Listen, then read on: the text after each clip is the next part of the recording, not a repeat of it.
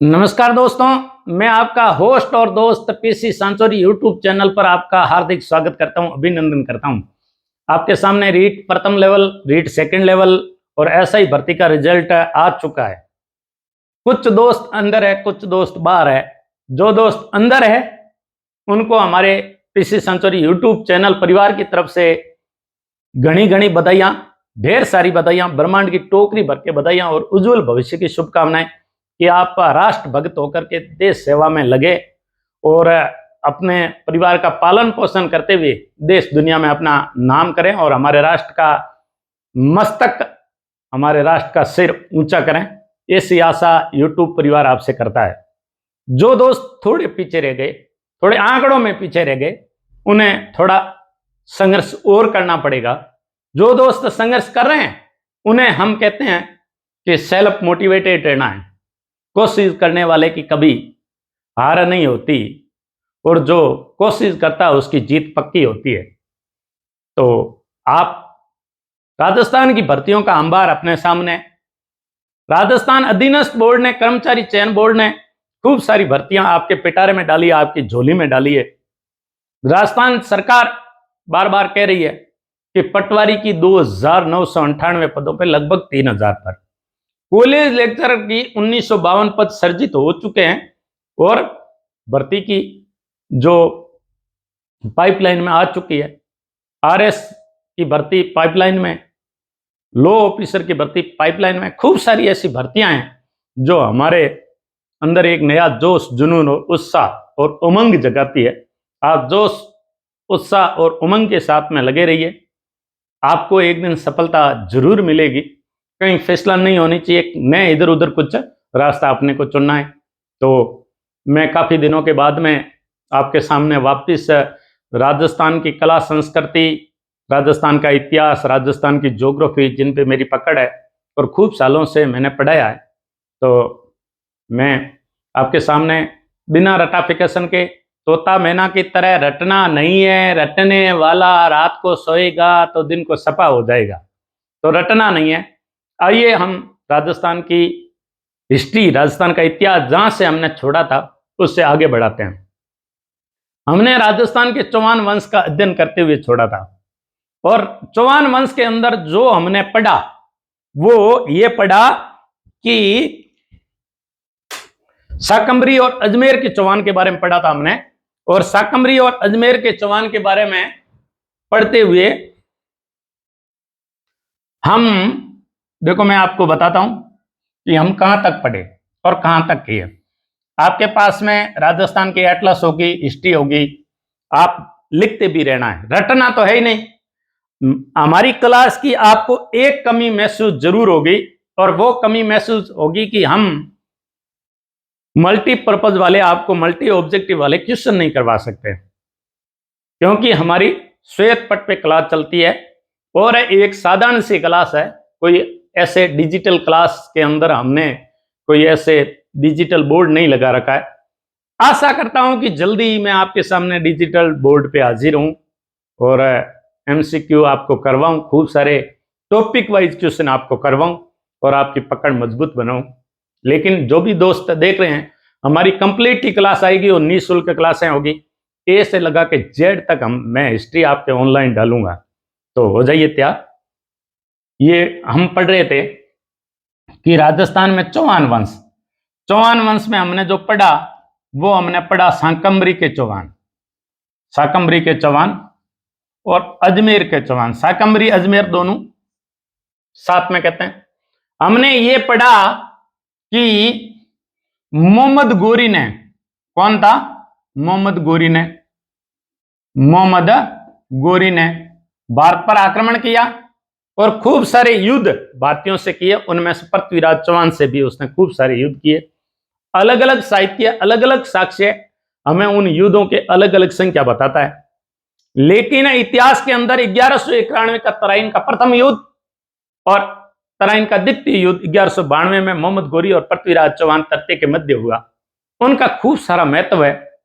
RS main के अंदर मोहम्मद गोरी और पृथ्वीराज चौहान के मध्य तराइन के द्वितीय युद्ध के परिणाम, तराइन के द्वितीय युद्ध के कारण और पृथ्वीराज चौहान तृतीय के हार के कारण खूब सारे तरीके से खूब बार पूछा गया क्वेश्चन है आरएस मेंस में, आरएस मुख्य परीक्षा में। तो मोहम्मद गोरी ने जब अजमेर पर 1192 में आक्रमण किया और तराइन का कौन सा युद्ध हुआ? द्वितीय युद्ध हुआ। तराइन का द्वितीय युद्ध हुआ। तराइन वर्तमान में कहां पड़ता है? हरियाणा में पड़ता है। यहां इन दोनों के मध्य युद्ध हुआ था कुरुक्षेत्र में। यहां तराइन का द्वितीय युद्ध हुआ और पृथ्वीराज चौहान की हार हो गई। हम वो कड़ी जोड़ते हैं कि हम आगे शाकंभरी और अजमेर चौहानों के बाद में हम जो आज चौहान पढ़ने जा रहे हैं वो हमारे चौहान है रणथंभौर के चौहान। तो रणथंभौर के चौहानों की स्थापना कैसे हुई? रणथंभौर के चौहानों का संस्थापक कौन था? इस कड़ी को हम शाकंभरी और अजमेर के चौहानों से जोड़ रहे हैं। बिल्कुल, यदि आपने सीनियर पास है, बीएसटीसी कर रहे हैं, बीएड कर रहे हैं, आरएस की तैयारी कर रहे हैं, राजस्थान से संबंधित जितने भी एग्जाम की तैयारी कर रहे हैं, उसके लिए ये बहुत ही उपयोगी जी जान देने वाली क्लास है आपकी और रामबाण औषधि है। तो हम ये बता रहे हैं कि शाकंभरी अजमेर में तराइन के द्वितीय युद्ध में 1192 में मोहम्मद गोरी से पृथ्वीराज चौहान हार गए। हमने ये भी कहानी बताई कि वो गजनी ले गया और उसे आंखों से अंधा कर दिया और शब्द भेदी बाण उन्होंने चंद्रबरदाई के कहने पर चलाया और उन्होंने शब्द भेदी बाण के द्वारा मोहम्मद गोरी को जब घायल कर दिया तब चंद्रबरदाई उनका सका हम सफर वो उन्हीं के साथ पैदा हुआ और उन्हीं के साथ मरा। एक दूसरे के कटार घोंप करके मृत्यु को प्राप्त हो गए। लेकिन कुछ साक्ष्य ये भी बोलते हैं कि अजमेर के बाद में मोहम्मद गोरी के समय में अजमेर में जो चौहान सिक्के जारी हुए तो उसमें मोहम्मद शाम भी लिखा मिलता है और एक साइड में पृथ्वीराज का फोटो भी मिलता है, उसका चित्र भी मिलता है, पिक्चर मिलती है। इसका मतलब हो सकता है कि उसने अजमेर के अंदर भी उसे कैद कर रखा हो। लेकिन जो भी है, पृथ्वीराज चौहान तृतीय का अंत हो गया और शाकंभरी के चौहानों का 1192 में अंत हो गया और मोहम्मद गोरी अपने गोर चला गया और उसने दिल्ली का शासक किसको बना दिया? एक अपना गुलाम था कुतुबुद्दीन और वो था कुतुबुद्दीन ऐबक। ये कुतुबुद्दीन ऐबक को उसने दिल्ली का साम्राज्य सौंपा और खुद कुतुबुद्दीन ऐबक को सौंप करके ये अपना पाकिस्तान है। पाकिस्तान का पड़ोसी देश है अफगानिस्तान और अफगानिस्तान में गजनी का रहने वाला था मोहम्मद गोरी और वो यहां गजनवी आ गया, मोहम्मद गोरी गजनी आ गया और इस प्रकार अफगानिस्तान वापस लौट गया और अपना साम्राज्य कुतुबुद्दीन ऐबक को सौंपा। उस समय क्या होता था कि गुलाम रखे जाते थे युद्धों के अंदर भार ढोने के लिए, युद्ध सामग्री लाने ले जाने के लिए और यदि उसमें से कोई गुलाम तगड़ा होता था और गुलाम को पहले दास प्रथा थी और खरीदने की प्रथा थी, बाजार में बोली लगती थी व्यक्तियों की, महिलाओं की, पुरुषों की, बालकों की, बालिकाओं की, इस प्रकार एक अलग बाजार भी लगता था। तो गुलामों को खरीदा जाता था और मोहम्मद गोरी ने एक ऐसा ही गुलाम खरीदा कुतुबुद्दीन ऐबक और ऐसा भी कहा जाता है कि मोहम्मद गोरी का ये बाद में दामाद भी बना। तो कुतुबुद्दीन ऐबक को साम्राज्य सौंप करके वो वापस लौट गया। तब हमने अजमेर के जो अंतिम शासक के बारे में पढ़ा उसमें हमने पढ़ा कि मान लो जैसे हमने पढ़ा कि सोमेश्वर था, सोमेश्वर के दो बेटे थे। एक का हमने अभी वर्णन पढ़ा जिसका नाम था पृथ्वीराज चौहान। क्या नाम था? पृथ्वीराज चौहान। पृथ्वीराज चौहान तृतीय, पृथ्वीराज चौहान तृतीय। और दूसरा जो शासक था सोमेश्वर का दूसरा बेटा था उसका नाम था हरिराज। हरिराज पृथ्वीराज चौहान तृतीय के एक योग्य पुत्र था जिसका नाम था गोविंदराज। क्या नाम था? गोविंदराज। अब मोहम्मद गोरी जब कुतुबुद्दीन ऐबक को साम्राज्य सौंप का दिल्ली का और शाकंभरी का जब गजनी लौट गया तो कुतुबुद्दीन ऐबक ने क्या किया कि पृथ्वीराज चौहान तृतीय के पुत्र गोविंदराज को अजमेर की गद्दी सौंपी और कहा कि तू अजमेर पे मेरे गुलाम के रूप में मेरे अधीन रह करके मैं जो कहूं वैसे साम्राज्य तेरे को संचालित करना है। गोविंदराज को दे दिया। गोविंदराज पृथ्वीराज चौहान तृतीय के बाद में कर देने लगा कुतुबुद्दीन ऐबक साम्राज्य को, कुतुबुद्दीन को, और इस प्रकार गोविंदराज कुतुबुद्दीन ऐबक के एक कठपुतली शासक के रूप में कार्य करने लगा। तभी क्या हुआ कि पृथ्वीराज चौहान का जो भाई था हरिराज, जब कुतुबुद्दीन ऐबक दिल्ली चला गया तब हरिराज ने कहा कि तू कौन होता है। तू गोविंदराज को बोला, पृथ्वीराज चौहान तरते को बोला कि तू कौन होता है। और ऐसे चौहानों की एक शाख रही है, चौहानों का मस्तक ऊंचा रहा है, उन्होंने दिल्ली पे आक्रमण किया, वो किसी के अधीन नहीं रहे। इस साम्राज्य पे मेरा स्वाभाविक अधिकार है, क्योंकि मैं जो पृथ्वीराज चौहान तरते का भाई हूं। उसने गोविंदराज को मार भगाया। जब गोविंदराज को मार भगाया तो गोविंदराज गया कुतुबुद्दीन ऐबक के पास में। कुतुबुद्दीन ऐबक ने सेना भेजी और हरिराज को भगा दिया। हरिराज एक बार तो मैदान से हट गया, लेकिन जो ही कुतुबुद्दीन वापस दिल्ली गया तो हरिराज ने वापस अजमेर पर आक्रमण कर दिया और अजमेर को कब्जे में ले लिया। अब की बार कुतुबुद्दीन ने सोची समझी साजिश के तहत एक बहुत बड़ी सेना लेकर के आया और उसने हरिराज का अंत करने की सोची। उसने हरिराज के अंत के लिए यह रखा कि उसने हरिराज को बुरी तरह कुतुबुद्दीन ने दोबारा युद्ध में हराया। हरा करके उसने शाकंभरी और अजमेर के अंदर अपने किसी तुर्क सैनिक को सत्ता सौंपी। तुर्क सैनिक को सत्ता सौंपी और गोविंदराज को यह कहा कि तेरे को अब अजमेर की जागीरी हम नहीं देंगे और तुझे एक नई जागीरी देते हैं। अब पृथ्वीराज चौहान तरते के पुत्र, पृथ्वीराज चौहान तरते के पुत्र गोविंदराज, ये हमारा राजस्थान, यहां हम शाकंभरी अजमेर पढ़ रहे थे। बिल्कुल एकदम मारवाड़ी में क्या तो नेसोर आकर पढ़नो है और समझ में आवे जेड़ो पढ़नो है, कदम कदम पढ़नो है, स्टेप बाई स्टेप पढ़नो है। एक एक कड़ी थारे जरूरी होनी चाहिए और दिमाग के अंदर लोहे की फिट हो जानी है, सीमेंट वाली जो चैट जानी चाहिए, जिन्हें आवे आनंद की घड़ियां। और इतिहास रटने का नहीं है, इतिहास समझने का है। इतिहास यदि आप मैप से पढ़ते हो और मैपिंग से पढ़ते हो तो इतिहास न भूलने वाली चीज है। इतिहास ऐसा कहा जाता है कि हिंदी हिस्ट्री पॉलिटिकल, रात को पढ़ा और दिन को सपा, ऐसा नहीं है। यदि आप उसे कंप्लीटली पढ़ते हैं और आप कंसेप्ट क्लियर करते हैं तो कभी भी आपके दिमाग से आंकड़े नहीं जाएंगे। तो इस प्रकार शाकंभरी अजमेर पर एक तुर्क सेना को बिठा दिया, एक तुर्क अधिकारी को बिठा दिया और गोविंदराज को कहा कि तुझे एक नई जागीरी देते हैं। और उसको कौन सी जागीरी दी? रणथंभौर की जागीरी दी। उसे रणथंभौर बिठा दिया और इस प्रकार गोविंदराज रणथंभौर आ गए। पृथ्वीराज चौहान तरते का बेटा, पुत्र, राजकुमार गोविंदराज को रणथंभौर बिठाया और यहां तुर्क सेना का अधिकार हो गया। और कुतुबुद्दीन ऐबक ने यहां किसको बिठाया? तुर्कों को बिठा दिया, क्योंकि हरिराज से ये तंग आ चुके थे। कालांतर में हरिराज ने भी आत्महत्या कर ली और अपनी ई लीला समाप्त कर दी। अब शाकंभरी अजमेर पर तुर्कों के माध्यम से राज होता था और गोविंदराज को रणथंभौर की जागीरी दी। गोविंदराज ने 1194 ईस्वी में रणथंभौर के चौहानों की स्थापना की, रणथंभौर के चौहान साम्राज्य की स्थापना की। कब? 1194 ईस्वी में। आपको किताबों में मिलेगा कि 13वीं शताब्दी के प्रारंभ में गोविंदराज ने रणथंभौर पर चौहान साम्राज्य की स्थापना की। यह क्वेश्चन पूछा भी जाता है कि शाकंभरी अजमेर के चौहानों की स्थापना का संस्थापक आदि पुरुष कौन था? वासुदेव चौहान था। 551 ईस्वी में वासुदेव ने शाकंभरी चौहानों की छत्रपुर के चौहानों की सांबर के आसपास में, बिजोलिया शिलालेख यह कहता है कि सांबर के आसपास में शाकंभरी की स्थापना की थी वासुदेव चौहान ने। तो शाकंभरी चौहानों का आदि पुरुष संस्थापक पूछा जाए तब वासुदेव आता है। और वासुदेव ने कब की? 551 ईस्वी में। और रणथंभौर के चौहानों की स्थापना, साम्राज्य की स्थापना, चौहान साम्राज्य की, रणथंभौर के चौहान साम्राज्य की स्थापना 1194 में किसने की? गोविंदराज ने की। अब देखो गोविंदराज थोड़ा, अब जब ये रणथंभौर कहां पड़ता है? सवाई माधोपुर में पड़ता है, सवाई माधोपुर में पड़ता है।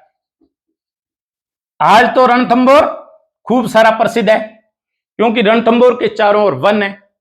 उसे वन्य अभ्यारण्य 1955 में ही बना दिया गया था। फिर उसे टाइगर प्रोजेक्ट में भी शामिल कर लिया और आज राजस्थान का जाना माना रणथंभौर अभयारण्य टाइगर रिजर्व राष्ट्रीय उद्यान के रूप में प्रसिद्ध है और हमारे पूर्व प्रधानमंत्री राजीव गांधी की प्रिय स्थली के रूप में रहा है।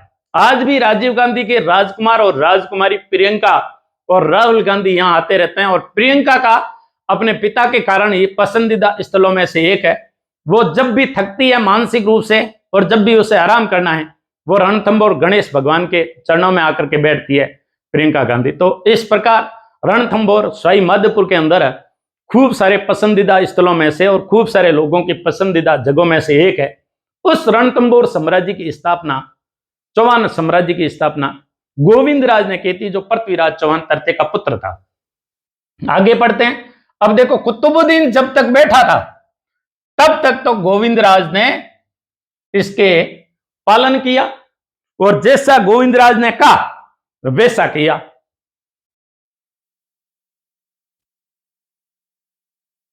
पहले रणथंभौर नाम क्या है और रणथंभौर है क्या, और गोविंदराज ने कुतुबुद्दीन ऐबक की कितनी आज्ञा का पालन किया। देखो, इसको दोबारा बना करके बताते हैं और इसके बारे में आपको एक एक आंकड़ा बताते हैं। ये थोड़ा बनाने में फर्क हो सकता है। यहां हमारा सवाई माधोपुर जिला पड़ता है। कौन सा जिला है? सवाई माधोपुर जिला। सवाई माधोपुर, सवाई माधोपुर। और सवाई माधोपुर में एक पहाड़ी पर कौन सा किला है?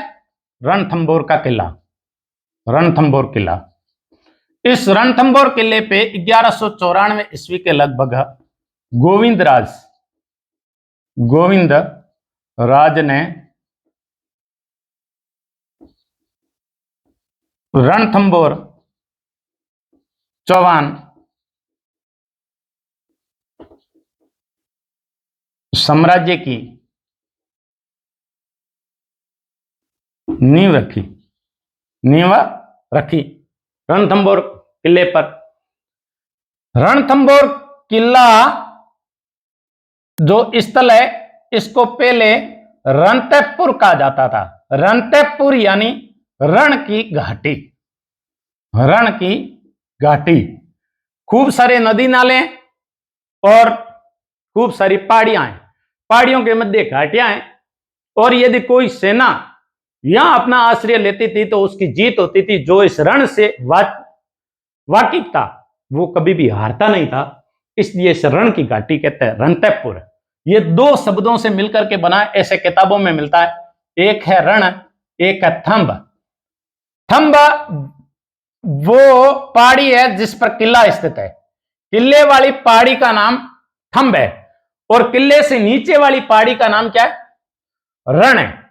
वैसे ये सवाई माधोपुर जिले के अंदर इधर बनास नदी चलती है।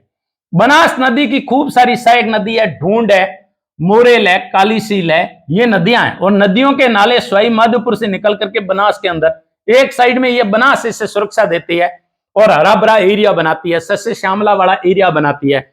इधर जब किले के चारों ओर इस प्रकार है, ये जैसे किला है, किले के चारों ओर ऐसे पहाड़ियां हैं और ये पहाड़ियां 7 से 8 पहाड़ी, 7 पहाड़ियों का एक समूह है। और इधर जब हम सवाई माधोपुर से उत्तर पूर्व और पूर्व की तरफ जाते हैं, उत्तर की तरफ जाते हैं, तब सवाई माधोपुर से पहले यहां एक किला पड़ता है, जैन का किला। सवाई माधोपुर से आगे जैन का किला। यह भी इस जब दिल्ली से कोई आक्रमण होता है तो पहले इन पहाड़ियों के मध्य से गुजरना पड़ता है। एक घाटी है, रण है, इस घाटी से रणथंभौर की तरफ आगे बढ़ना पड़ता है। तब इस जैन के किले को रणथंभौर के किले की चाबी कहते हैं, रणथंभौर के किले की कुंजी कहते हैं, क्योंकि जैन के किले पे आक्रमण करने के बाद जैन के किले पे चौहानों की सेना पड़ी रहती थी ताकि दिल्ली से आने वाले आक्रांताओं को, आक्रमणकर्ताओं को जैन पर रोका जा सके। यहां सेना पड़ी रहती थी, इसलिए जैन के किले को क्या कहते हैं? रणथंभौर के किले की चाबी कहते हैं। रणथंभौर के किले की चाबी, रणथंभौर के किले की कुंजी कहते हैं, कुंजी। और इस जैन को कहीं कहीं हमें चाइन भी मिलता है, लिखने में फर्क होता है। यहां इसे जैन भी कहते हैं।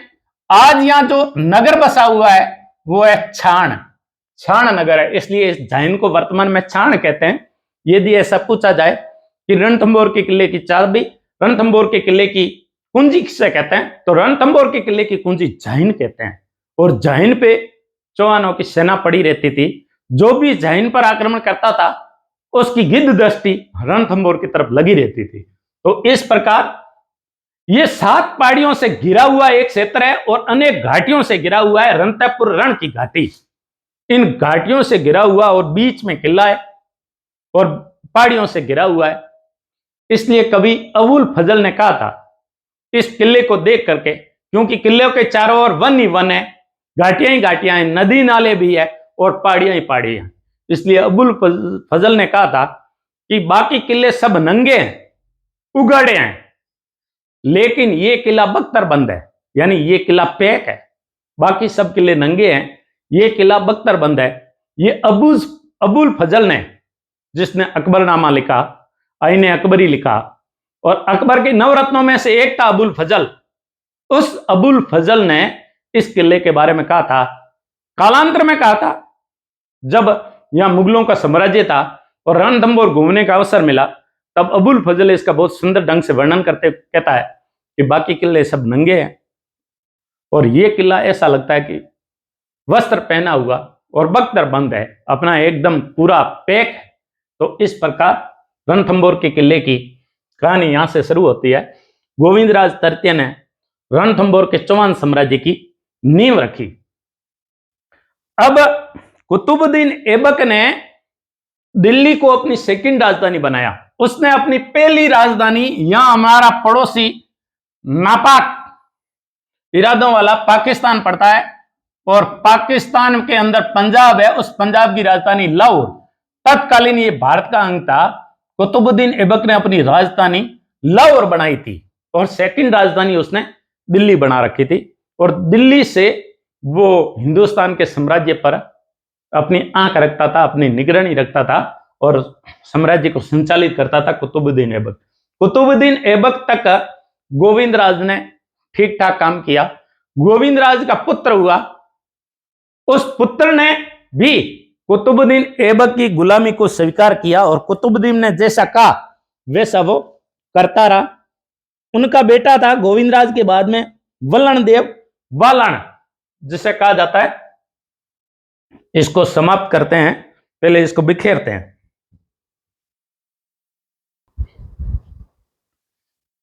देखो, गोविंदराज ने कुतुबुद्दीन ऐबक की अधीनता स्वीकार की और उसके अनुसार शासन चलाया। और गोविंदराज का बाद गोविंदराज का पुत्र हुआ वल्लण वालन और वल्लन देव, इसने भी दिल्ली सल्तनत की अधीनता स्वीकार की। बात यह थी कि कुतुबुद्दीन ऐबक को 1194 ईस्वी में दिल्ली की बागडोर संभाल करके मोहम्मद गोरी अपने देश गजनी लौट गया और कुतुबुद्दीन ऐबक को कहा कि तुम दिल्ली का राज संभालो। 1194 से लगा करके 1206 तक कुतुबुद्दीन ऐबक का एज ए मोहम्मद गोरी के सेनापति के रूप में, उसके गुलाम के रूप में शासन चलाया। लेकिन जो ही मोहम्मद गोरी ऑफ हुआ और 1206 के अंदर कुतुबुद्दीन ऐबक ने एक नए साम्राज्य की नींव डाली, जिसे गुलाम वंश कहता है। क्योंकि कुतुबुद्दीन ऐबक मोहम्मद गोरी का गुलाम था, इसलिए उसने गुलाम वंश की नींव डाली। तो गुलाम वंश की नींव डाली 1206 ईस्वी में और गुलाम वंश का संस्थापक था कुतुबुद्दीन ऐबक। गोविंदराज ने कुतुबुद्दीन ऐबक की अधीनता स्वीकार कर ली थी और कुतुबुद्दीन ऐबक के अनुसार शासन करता रहा, क्योंकि उसको रणथंभौर का शासक उसी ने बनाया था।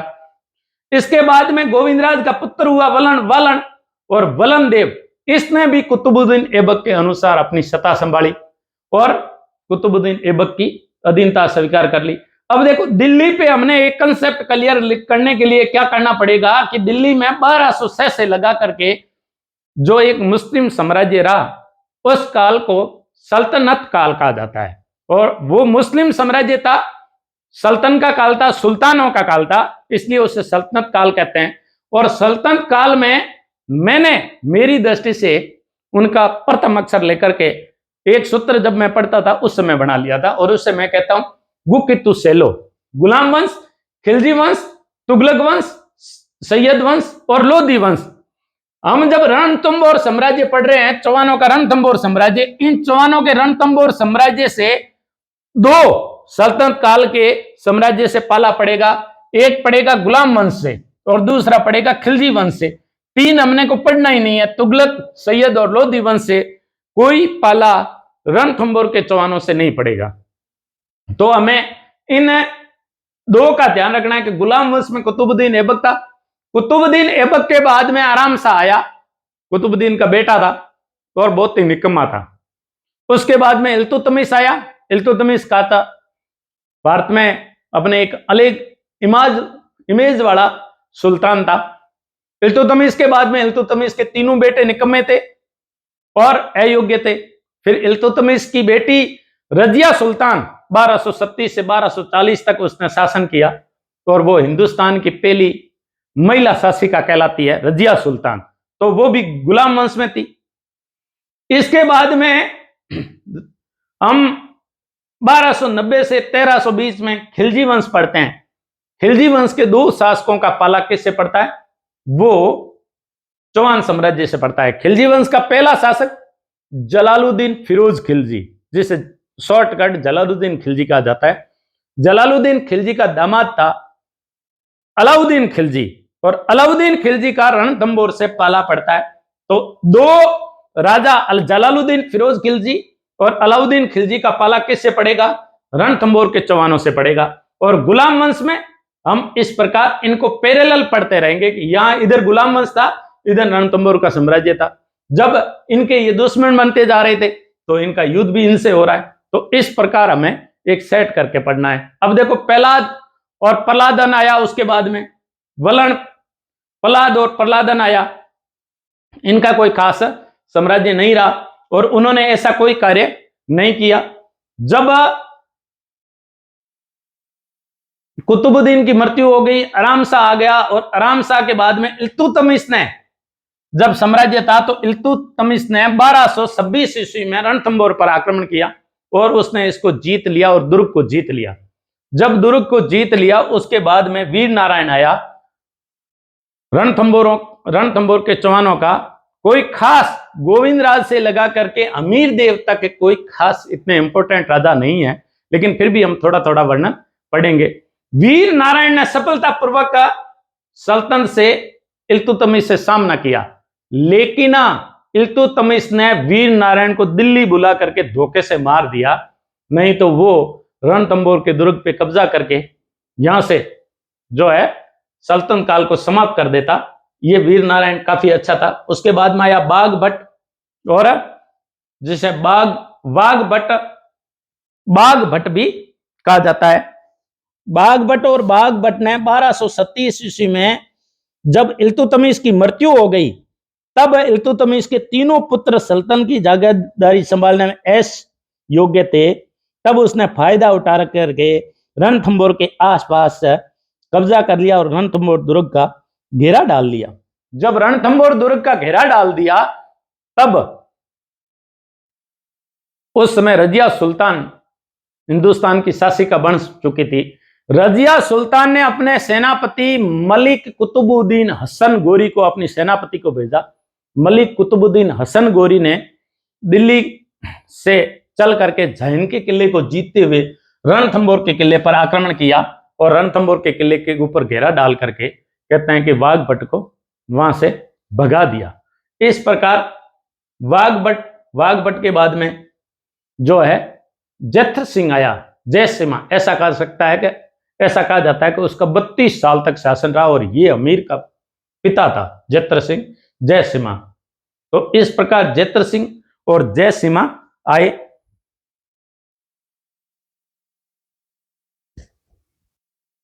अब देखो, बाघ भट्ट के बाद में हमने गोविंदराज पढ़ा। गोविंदराज के बाद में वालनदेव आया, वलन आया।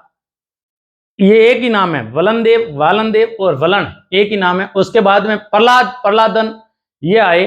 वीर नारायण आया। वीर नारायण के बाद में बाघ भट्ट आया। बाघ भट्ट के बाद में उस बाघ भट्ट का पुत्र जैत्र सिंह जय सिम्हा आया।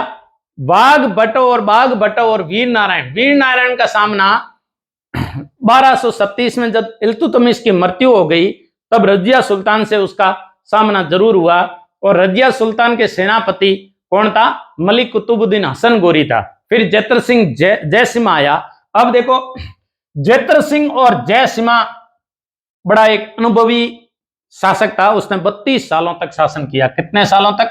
32 सालों तक। इसने अपने जीते जी संन्यास ले लिया शासन से। रणथंभौर के चौहानों में पहला शासक है जिसने संन्यास ले लिया, और अपने बेटों के वो अपने बेटों को देखता था और बेटों की रात दिन परीक्षा लेता रहता। उस बेटों में से उसने देखा कि सबसे ज्यादा उसकी खूब सारी रानियां थी। एक उसकी रानी थी, उसका नाम था हीरा देवी। हीरा देवी। जैतर सिंह ने अपनी रानी हीरा देवी की कोख से पैदा हुए अमीर देव को अपना उत्तराधिकारी नियुक्त किया। और कब किया? 1282 ईस्वी में एक राज्यारोहण उत्सव मनाया उसने, और बड़े साजो सम्मान के साथ में जीवित रहते हुए और खुद गद्दी से उतर करके अपने योग्य पुत्र को उत्तराधिकारी पुत्र चुना। उसमें सबसे योग्य हीरा देवी के बेटे को चुना। हीरा देवी के बेटे को राजगद्दी दे करके कहा कि अब तू संभाल, मैं तो चला भगवान के भजन करने। और कहते हैं कि वो संन्यास ग्रहण करके भक्ति भाव से विभोर होकर के अपने को खुद को भगवान को समर्पित कर दिया, परमपिता परमेश्वर को समर्पित कर दिया, और उस अज्ञात शक्ति स्मरण में अपने जीवन को लगा दिया, दान पुण्य में लगा दिया। और 1282 ईस्वी के अंदर एक बड़ा ही राज्यारोहण उत्सव मनाया। अब अमीर देव शासक बना।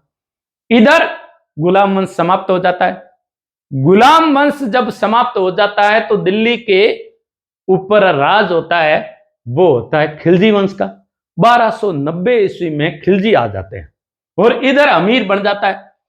इधर तो अमीर आ जाता है, अमीर देव, और इधर दिल्ली पर कौन आ जाता है? खिलजी वंश आ जाता है। और ऐसा कहा जाता है कि इल्तुतमिश की जो संतानों में बलबन आता है। इल्तुतमिश के बाद में रजिया सुल्तान आती है। रजिया सुल्तान को हटा करके बलबन बढ़ता है, और बलबन के बाद में बलबन का पुत्र आता है केकूबाद। केकूबाद बड़ा ही कामुक प्रवृत्ति का व्यक्ति था और भोग विलास में मस्त रहता था। और केकूबाद को जब वो कामुक प्रवृत्ति का होता था तो नशेड़ी हो गया था, और जब वो नशे में चूर था तब वहां दिल्ली सल्तनत में 2 गुट बने थे, अमीरों के गुट थे। तो उन अमीरों के गुट में से एक अमीर था। उस अमीर ने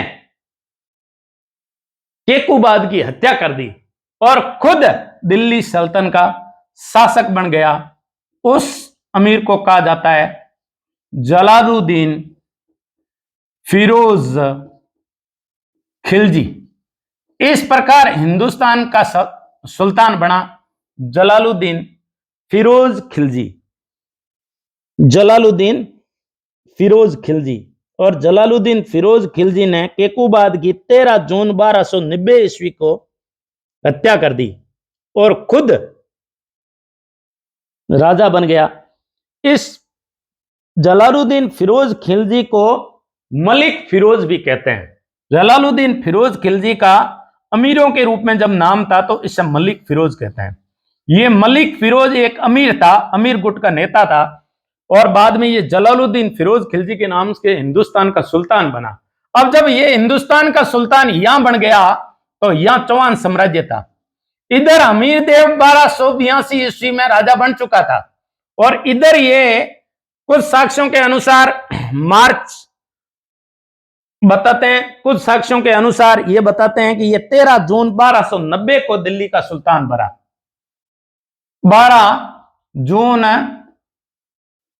12 जून कहीं कहीं 12 जून, कहीं कहीं इसका 13 जून दिया है। 13 जून 1290 को ये हिंदुस्तान का सुल्तान बना। 1290 इधर 1282 में अमीर देव चौहान साम्राज्य का शासक बन चुका था। जो ही अमीर देव शासक बना, उसने एक नीति अपनाई। उस नीति को कहते हैं दिग्विजय की नीति। कौन सी नीति? दिग्विजय की नीति, चारों दिशाओं में जीतने की नीति। अमीर देव ने जब यह शासक बना तब अपन इसको पूरा बताते हैं अमीर देव के बारे में। आप कौन कौन से क्षेत्र को हमीर जीता और हमीर ने दिग्विजय नीति में क्या किया, इस बात को अपन समझाते हैं। ये हमारा राजस्थान बना करके बताते हैं। थोड़ा आपका समय अधिक लग सकता है लेकिन आपको समझने में आनंद आएगा। यह हमारा रणथंभौर बता देते हैं।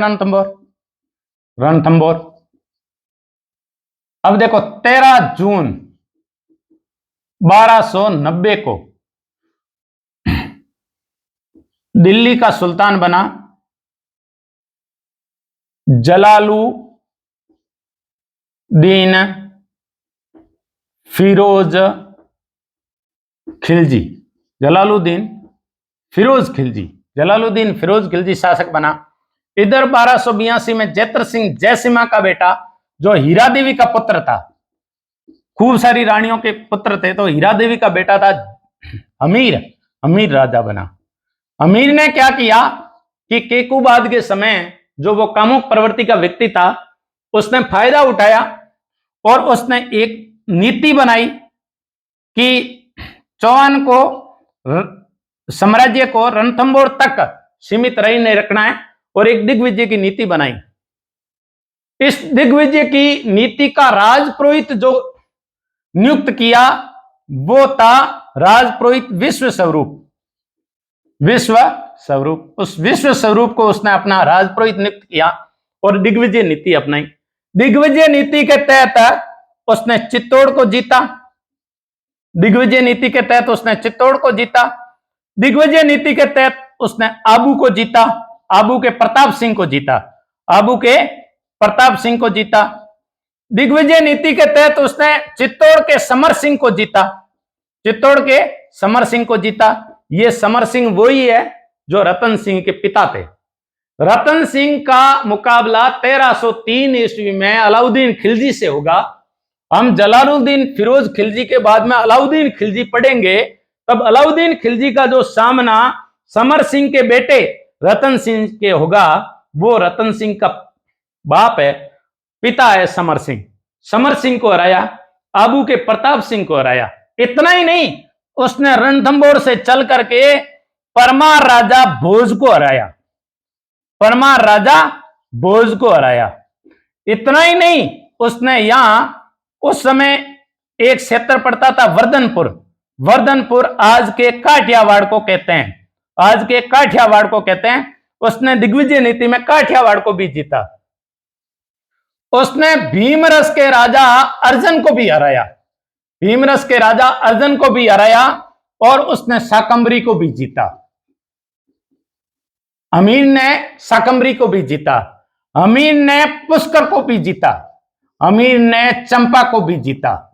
अमीर ने इस पूर्व की दिशा की तरफ, यहां वर्तमान में जिले पड़ते हैं शिवपुर और शिवपुरी, ये कभी ग्वालियर के अधीन थे, और ग्वालियर को भी जीता उसने।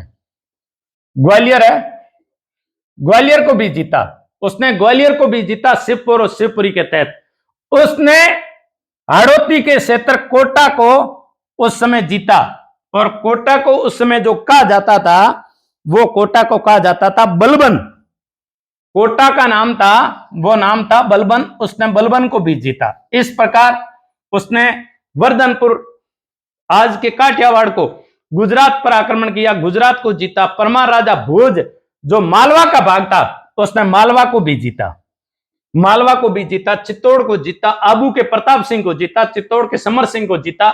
उसने चंपा को जीता, भीमरिस के अर्जन को जीता, पुष्कर को जीता, शाकंभरी को जीता। पूर्व की तरफ उसने शिवपुर, शिवपुरी यानी ग्वालियर क्षेत्र को जीता, मध्य प्रदेश के अंदर पड़ता है। और फिर उसने बलबन कोटा को भी जीता। इस प्रकार उसने दिग्विजय नीति के तहत उसने कुल 17 युद्ध किए थे। 17 युद्ध में वो 16 युद्ध में विजय प्राप्त किए अमीर। अमीर जब दिग्विजय नीति पूरी हो गई, तब अमीर ने, जो अमीर का राजपुरोहित था विश्वस्वरूप, उसने कहा कि आपको एक यज्ञ करना पड़ेगा। और उसने एक यज्ञ किया। उस यज्ञ का नाम दिया कोटिय जन यज्ञ। कोटिय जन यज्ञ, कोटिय जन यज्ञ, इसे कोटि यज्ञ भी कहा जाता है। कोटि यज्ञ ये प्राचीन समय के अश्वमेध यज्ञ जैसा था। अश्वमेध यज्ञ में एक घोड़ा छोड़ा जाता था, और जो घोड़ा पकड़ लेता था उससे संबंधित राजा जो अश्वमेध यज्ञ आयोजित करता था, वो उससे युद्ध करता था और युद्ध में पराजित करता था। यदि युद्ध में जीत जाता था तो वो घोड़ा बांध लेता था। जो घोड़ा उसको घोड़ा को बांधता था उससे उस राजा को युद्ध करना पड़ता था, और उस जहां जहां घोड़ा घूमता था वो साम्राज्य उस राजा के अधीन हो जाता था। तो एक दिग्विजय नीति के तहत उसने आस पड़ोस को अमीर देव ने जीत करके एक कोटि जन यज्ञ किया, कोटि यज्ञ किया। कोटि यज्ञ किया तो उसके जो पंडित थे, राज पुरोहित थे, वो विश्व स्वरूप थे, और विश्व स्वरूप ने कोटि जन यज्ञ के अंदर हमीर देव को कहा कि आपको मुनि व्रत धारण करना पड़ेगा कुछ समय के लिए। अब हमीर देव ने मुनि व्रत धारण कर लिया, और मुनि व्रत धारण कर लिया। तब इधर जलालुद्दीन फिरोज खिलजी 1290 में, 13 जून 1290 में जब राजा बन गया, सुल्तान बन गया दिल्ली का, तब उसने देखा कि मेरे पड़ोस के अंदर एक राजा ज्यादा ही कूद रहा है, एक राजा ज्यादा उछल कूद कर रहा है। उसने ऋग्विजय नीति के तहत रणथंभौर के चौहान साम्राज्य को बहुत मीलों तक बढ़ा दिया है। इसके पर मैंने नहीं काटे तो रणथंभौर दिल्ली तक भी पहुंच जाएगा। अब जलालुद्दीन फिरोज खिलजी ने क्या किया, एक बड़ी सेना ली। अमीर खुसरो जो लिखता है मिफ्ता उल फतुह में, मिफ्ता उल फतुह में अमीर खुसरो लिखता है, और बरनी तारीख फिरोज शाही में लिखता है, वो जलालुद्दीन खिलजी और रणथंभौर के चौहानों के मध्य संघर्ष होता है। रणथंभौर के चौहान और दिल्ली सल्तनत के जलालुद्दीन फिरोज के मध्य जो युद्ध होता है, उनका वर्णन हमें दो साहित्य में मिलता है। जियाउद्दीन बरनी की किताब है मिफ्ता उल फतुह। मिफ्ता उल फतुह के अंदर जो जानकारी मिलती है वो जलालुद्दीन के युद्ध के बारे में मिलती है, और अमीर खुसरो की किताब में भी हमें मिलती है, और अमीर खुसरो उस समय उसके साथ था। बरनी ने अपनी किताब लिखी थी तारीख फिरोज शाही, और अमीर खुसरो की दो किताबें हैं। एक किताब है मिफ्ता उल फतुह। तो जलालुद्दीन की आक्रमण की नीति देखो लिखना है अपने को। हो सकता है मैंने बोलने में गलती की हो, मुझे ऐसा लगता है कि मैंने बोलने में गलती की है। मैंने बोलने में जो गलती की है उसको बता दूं कि बरनी की किताब है, उसका नाम है तारीख फिरोज शाही। क्या नाम है? तारीख फिरोज शाही। बोलने में और सोचने में मेरा फर्क हो सकता है, लेकिन आप अभी इसे लिख दीजिए। बरनी ने किताब लिखी तारीख फिरोज शाही, और ये तारीख फिरोज शाही किसका नाम है? ये मलिक फिरोज, जिसे जलालुद्दीन फिरोज खिलजी कहा जाता है, उस फिरोज के नाम पे बरनी ने तारीख फिरोज शाही लिखी। उसमें उनका वर्णन किया, इसलिए वहां फिरोज शाही का वर्णन आता है। और अमीर खुसरो की जो किताब है वो किताब है मिफ्ता उल फतुह। मिफ्ता उल फतुह। बरनी की किताब तारीख फिरोज शाही, और अमीर खुसरो की किताब है मिफ्ता उल फतुह। अमीर खुसरो की किताब मिफ्ता उल फतुह और बरनी की किताब तारीख फिरोज शाही में हमें जलालुद्दीन खिलजी और हमीर देव के मध्य हुए संघर्ष का वर्णन मिलता है। क्वेश्चन पूछा जा सकता है कि कौन सी किताब से, किस साहित्य से हमें रणथंभौर के चौहानों के मध्य संघर्ष, हमीर देव के और जलालुद्दीन फिरोज खिलजी के मध्य जो संघर्ष हुआ, जलालुद्दीन खिलजी के मध्य जो संघर्ष हुआ, उनका वर्णन मिलता है। तो हमें दो साहित्य याद रखना है। एक तो बरनी की किताब है, बरनी की किताब का नाम है तारीख फिरोज शाही, और अमीर खुसरो की किताब है मिफ्ता उल फतुह। इन दो साहित्य में हमें जलालुद्दीन फिरोज खिलजी, जो उस समय सल्तनत काल का सुल्तान था दिल्ली का, उसके और रणथंभौर के हमीर देव के मध्य हुए युद्धों का वर्णन है। अब युद्धों का क्या वर्णन है अपन वो पढ़ते हैं, कि उसमें युद्धों का क्या उसने वर्णन कर रखा है वो पढ़ते हैं। देखो अमीर खुसरो लिखता है, वो ये लिखता है, अमीर खुसरो कहता है कि जलालुद्दीन खिलजी ने जब ये सुना कि हमीर देव का साम्राज्य खूब बढ़ गया है और उसने दिग्विजय नीति के तहत एक बड़े क्षेत्र को अपने अधिकार में ले लिया है, तब जलालुद्दीन फिरोज खिलजी ने दिल्ली से एक बड़ी सेना ली और स्वयं सेना के साथ में चल पड़ा, और स्वयं सेना के साथ में चल करके वो चैन के किले पे आ पड़ा। अमीर खुसरो इस तारीख को बताता है कि मार्च 1291 में, और कई कई साहित्य बताते हैं कि 1290 में जो भी है अमीर खुसरो उसके साथ था, तो अपन अमीर खुसरो को ऑथेंटिक मान सकते हैं। और शासक कौन था? जलालुद्दीन खिलजी, जलालुद्दीन खिलजी। और इधर कौन था? अमीर देव, अमीर देव, अमीर देव मुनि व्रत धारण किया हुआ था। जलालुद्दीन फिरोज खिलजी एक बड़ी सेना लेकर के दिल्ली की तरफ, दिल्ली से कहां बढ़ा? रणथंभौर की तरफ बढ़ा। रणथंभौर की तरफ बढ़ा। तब मैंने पहले बताया कि जैन का किला जिसे सांड कहा जाता है, यह रणथंभौर के किले की चाबी कहलाता है, रणथंभौर के किले की कुंजी कहलाता है। रणथंभौर के किले पर आक्रमण किया और हमीर देव चौहान की सेना के मध्य और जलालुद्दीन खिलजी की सेना के मध्य भयंकर युद्ध हुआ। इस युद्ध में कई योद्धा काम आ गए। जब कई योद्धा काम आ गए तब उसने जैन को जलालुद्दीन खिलजी ने जीत लिया। जीत करके वो रणथंभौर की तरफ आगे बढ़ा और रणथंभौर के किले के ऊपर उसने डेरा डाल दिया और रणथंभौर के किले को घेर लिया जलालुद्दीन खिलजी ने। काफी समय तक वो जलालुद्दीन खिलजी किले को घेरे हुए रहा और उस किले को वो जीत नहीं पाया। जब जीत नहीं पाया तब कई सैनिकों ने कहा कि हमें यहां से इस किले को खाली कर देना चाहिए। कई सेनापतियों ने कहा नहीं नहीं बादशाह सुल्तान, यदि आपने किले को खाली कर दिया तो आपके दिल्ली सल्तनत की घट जाएगी और दुनिया आपसे डरेगी नहीं। आप इस घेरे को हटाना मत, हम जल्दी जीतने वाले हैं। लेकिन जलालुद्दीन फिरोज खिलजी बड़ा ही होशियार था। उसने कहा कि यदि इतना लंबा तक घेरा रहा तो मेरे पास में इतना पुदीना नहीं है, इतना दम नहीं है, और हो सकता है कोटिजनी यज्ञ के माध्यम से उधर हमीर देव मौन व्रत धारण किया हुआ है और वो शेर जाग गया तो मुझे यहां से भागना भी पड़ सकता है। उसने किसी की भी नहीं सुनी।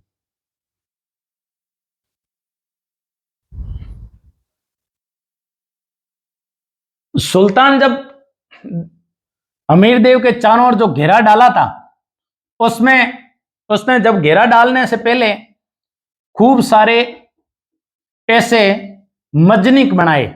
मजनिक क्या होता है? किसी चीज को ऊंचा करके, पहले पुराने जमाने में क्या होता था कि हथियार ऐसे कुछ होते नहीं थे। ऐसे आज के जो साजो सामान है, आयुध अस्त्र ऐसे कुछ नहीं होते थे। लोग ज्यादा से ज्यादा तीर फेंकते थे या पत्थर फेंकते थे, बाण फेंकते थे, कुछ ज्वलनशील ऐसे पदार्थ जिसे अपन केकड़ा कहते हैं, केकड़ा जला करके फेंकते थे किले के अंदर। तो मजनिक का निर्माण किया, गलगच का निर्माण किया, सेवार्थ का निर्माण किया। सेवात का मजनिक क्या होता था कि मजनिक कोई ऊंचा स्थान करते थे और ऊंचा स्थान किले के बराबर ऊंचा स्थान करते थे। किसी भी टीले को, रेत को, जैसे जब अकबर ने चित्तौड़गढ़ के किले पर 1567 में आक्रमण किया था तब उसने एक अकबर की टेकरी बनाई थी और उसने मोहर दी थी, उसे मोहर टेकरी कहते हैं। लोगों ने फटाफट तगारियों से, कुंडों से और भूगोलों से, यानी अलग अलग बर्तनों से उसने फटाफट रेत डाल करके एक बनाया था मजनिक, और उससे उस किले के अंदर झांका करता था, दूर से देखे करते थे। और होता यह था कि कोई भैंसा पाड़ा, कोई ऐसा होता था जिसकी खाल कठोर होती थी, यानी खाल बड़ी मजबूत होती थी, 4 या 10 व्यक्ति उसे पकड़ते थे और उस खाल को चारों किनारों से पकड़ते थे, चारों पल्लों से पकड़ते थे। चारों पल्लों से पकड़ करके उसके अंदर खूब सारे पत्थर डालते थे और फिर पत्थर को ऐसे हिलाते थे 8-10 जने मिलकर के बड़ी ताकत से, और फिर ऐसे उस खाल के माध्यम से पत्थर किले में फेंके जाते थे। ऐसे जब किले में पत्थर फेंके जाते थे, ऐसे स्थान को मजनिक कहते थे। मजनिक मजनिक होते थे, सेवात होते थे। तो जैन के किले के बाद में सेवात का निर्माण किया जलालुद्दीन खिलजी ने, और गरगच का निर्माण किया। गरगच में क्या होता था कि ऐसे कोई सेध देके जाते थे या ऐसी कोई लठ लाई जाती थी, उसके आगे ऐसे कपड़े बांधे जाते थे, ज्वलनशील कपड़े, और उसके ऊपर चर्बी डाली जाती थी, या तेल डाला जाता था या घी डाला जाता था, और फिर उसे जला करके ऊपर आकाश में फेंक करके किले के अंदर फेंका जाता था, ताकि किले के अंदर जैसे पशु बड़ा होता था, घास फूस का सामान होता था, उसमें आग लग जाती थी। जब आग लग जाती तो किले को खाली करना पड़ता था, गेट को खोलना पड़ता था। तो ऐसे गरगच बनाए जाते थे, ऐसे सेवात बनाए जाते थे, ऐसे मजनिक बनाए जाते हैं। जब हम राजस्थान की कला और संस्कृति पढ़ेंगे यहाँ राजस्थान के जब किलों का वर्णन पढ़ेंगे तो इसमें ये आयुध, अस्त्र, शस्त्र सारे कैसे काम में लिए जाते थे, इनके बारे में हमको पढ़ना पड़ता है। तो ये होता है मजनिक, सेवात और गजगज। तो जैन के किले पे मजनिक और सेवात और गरगज का निर्माण किया गया था। उस समय अमीर का एक सेनापति मारा गया था। जैन के किले पर आक्रमण जब किया था गरुदास सैनी। क्वेश्चन पूछा जा सकता है कि जलालुद्दीन खिलजी ने जब जैन के किले पर आक्रमण किया तब अमीर देव का कौन सा सैनिक मारा गया था, तब कौन मारा गया था, गरुदास सैनी मारा गया था, यह पूछा जा सकता है। अब जलालुद्दीन खिलजी को एक सेनापति था जिसका नाम था मलिक अहमद चप। उस सेनापति का नाम क्या था? मलिक अहमद चप। मलिक अहमद चप ने जलालुद्दीन खिलजी को कहा कि रणथंभौर का किला सुल्तान जी मत हटाना, लेकिन उसने एक नहीं मानी और इसको चुप रहने को कहते हुए मलिक अहमद चप को चुप रहने हुए कहा कि तेरी क्या सलाह है, तू रणथंभौर के किले को क्या मानता है? मैं रणथंभौर जैसे 10 किलों को मुसलमानों के एक बाल के बराबर नहीं मानता, यानी मुसलमानों के एक बाल के बराबर नहीं मानता। ये मलिक चप को कहते हुए चुप करा दिया था कि रणथंभौर के किले जैसे 10 किलों को मैं मुसलमानों के एक बाल के बराबर नहीं मानता। जलालुद्दीन खिलजी ने अपने मन को समझाया, मन में खुशी हुआ कि क्या किला रणथंभौर का, ऐसे 10 किलों को मैं मुसलमानों के एक बाल के बराबर नहीं मानता। और ऐसा करके उसने डेरा उठा लिया और दिल्ली चला गया और बड़ा खुद अपमानित हुआ। बर्नी लिखता है कि बादशाह बड़ा, सुल्तान बड़ा खुद को अपमानित महसूस करता था और उसने 1291-92 में पुनः आक्रमण किया और फिर भी यह हमीर देव को हरा नहीं पाया। इस प्रकार हमीर देव को जब नहीं हरा पाया तब आखिर में उसे अपने स्थान की तरफ लौटना पड़ा और वो किसी भी हालात में इसे जीत नहीं सका। कहते हैं कि जलालुद्दीन खिलजी का एक दामाद था और उसका नाम था अलाउद्दीन खिलजी। उस समय क्या होता था, आज भी होता है, मुस्लिमों में यह होता है कि मामा का, बुआ का, चाचा का जो भी होता है उनमें जो आपसी वैवाहिक संबंध स्थापित हो जाते हैं। तो अपने भतीजे को उसने अपनी बेटी दे रखी थी। जलालुद्दीन खिलजी ने अपनी बेटी का विवाह अपने भतीजे अलाउद्दीन खिलजी को दे रखी थी और अलाउद्दीन खिलजी का वो वैसे तो चाचा होता था और वैसे अलाउद्दीन खिलजी जलालुद्दीन का दामाद होता था। अलाउद्दीन खिलजी ने अपने ससुर को एक दिन टपका दिया। 1296 में अलाउद्दीन खिलजी ने जलालुद्दीन खिलजी की हत्या कर दी। कब? 1296 में एके ने, अलाउद्दीन खिलजी ने, और दिल्ली का सुल्तान बन बैठा। अब जब दिल्ली का सुल्तान ये बैठा तब उसके दिमाग में भी जलालुद्दीन के बाद में कौन खटका? हमीर देव खटका। जलालुद्दीन के बाद में अलाउद्दीन के दिमाग में हमीर देव खटका कि चौहान साम्राज्य को समाप्त करना होगा। अब जो लड़ाई होगी वो होगी अमीर देव चौहान रणथंभौर और अलाउद्दीन खिलजी के मध्य। हम एक एक करके वर्णन करते हैं और उसके क्या क्या कारण थे उसके बारे में बताते हैं। देखो, इधर दिल्ली का सुल्तान बना अलाउद्दीन खिलजी और इधर अमीर देव चौहान था। जलालुद्दीन खिलजी की हत्या करके बना था, जलालुद्दीन खिलजी की हत्या करके बना था और अलाउद्दीन खिलजी जलालुद्दीन खिलजी का दामाद था। अब देखो, अमीर देव जब था तो अलाउद्दीन खिलजी और अमीर देव के मध्य संघर्ष होने के कारण क्या क्या थे, आरएस मेन में पूछा जा सकता है। तो हम सर्वप्रथम ये पढ़ते हैं कि अलाउद्दीन खिलजी जब हिंदुस्तान का बादशाह बना, सुल्तान बना, तब उसके दिमाग में आया कि दिल्ली से मालवा, यहां पड़ता है मालवा, दिल्ली से मालवा और दिल्ली से गुजरात, गुजरात समुद्र तट पे लगता था इसलिए गुजरात उस समय भी धनवान था। दिल्ली से मालवा और दिल्ली से गुजरात जाने वाले मार्ग पर पड़ता है रणथंभौर। मार्ग पर स्थित होना, रणथंभौर का मार्ग पर स्थित होना, कहां से? दिल्ली से मालवा और दिल्ली से गुजरात मार्ग पर स्थित होना, यह पहला कारण था। दूसरा कारण था कि अलाउद्दीन खिलजी और हमीर देव दोनों महत्वाकांक्षी थे। दूसरा कारण क्या था?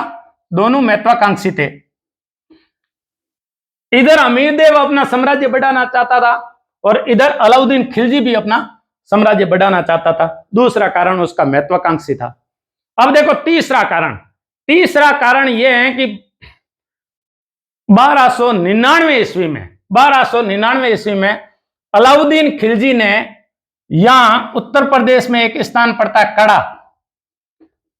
कड़ा की जागीरी दे रखी थी नुसरत खां को, उसका सेनापति था नुसरत खां। और जो हमारे राजस्थान के बयाना की जागीरी दे रखी थी वो दे रखी थी उलूग खां को। नुसरत खां और उलूग खां को गुजरात अभियान पर भेजा और गुजरात को लूट करके ये दोनों वापस जा रहे थे। जब दोनों वापस जा रहे थे तब जालोर के आसपास में ऐसा हुआ कि ये नुसरत खां मुस्लिम थे और उलूग खां मुस्लिम थे। ये पुराने मुस्लिम कहलाते हैं। कैसे मुस्लिम? पुराने मुस्लिम। इन सल्तन काल से पहले भारत पर मंगोलों ने आक्रमण किए थे। मंगोल मुस्लिम नहीं है और वो भारत में रहने लग गए कुछ मंगोल। उन मंगोलों को बाद में जब मुस्लिम आक्रमण हुआ तो मुसलमानों ने उन मंगोलों को मुस्लिम बना दिया, इसलिए उन मंगोलों को नव मुस्लिम कहा जाता था। तब इन पुराने मुस्लिम नुसरत खां और उलूग खां और उनकी सेना के मध्य, सल्तन की सेना के मध्य और नवोदित जो मुस्लिम थे, उन नवोदित मुस्लिमों में उनका नेतृत्व कर रहा था, उनका नाम था मोहम्मद शाह। इस प्रकार मोहम्मद शाह और इनके साथ में था केबरू। कौन था? केबरू। मोहम्मद शाह, केबरू, कामरू, इल्सक, बरक। कौन था? कामरू, इल्चक और बरक। ये सारे नव मुस्लिम थे। कौन कौन?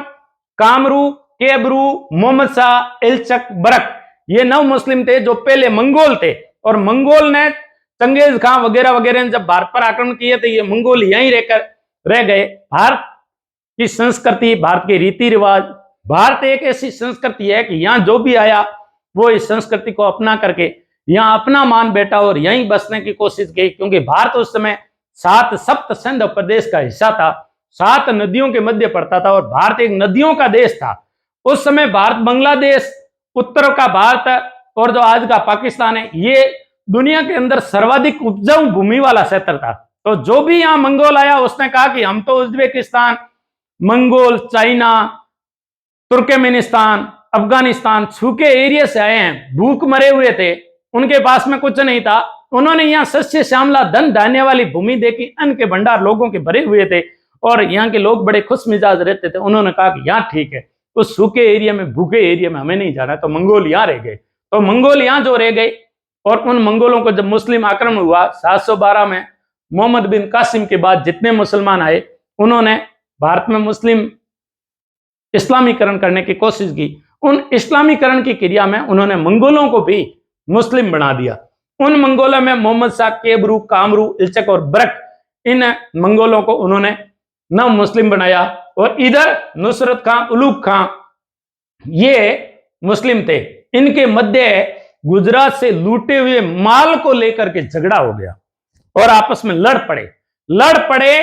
तब मोहम्मद शाह, केबरू, कामरू, इल्चक, बरक ये लूटे हुए माल को लेकर के हमीर देव के पास में चले गए और हमीर देव ने इन्हें शरण दे दी। तो तीसरा कारण क्या था? गुजरात अभियान था। तीसरा कारण गुजरात अभियान था। और इस गुजरात अभियान के कारण यह भी आता है कि इनको शरण देना भी इनका युद्ध का कारण बना। शरण देना भी उनका युद्ध का कारण बना।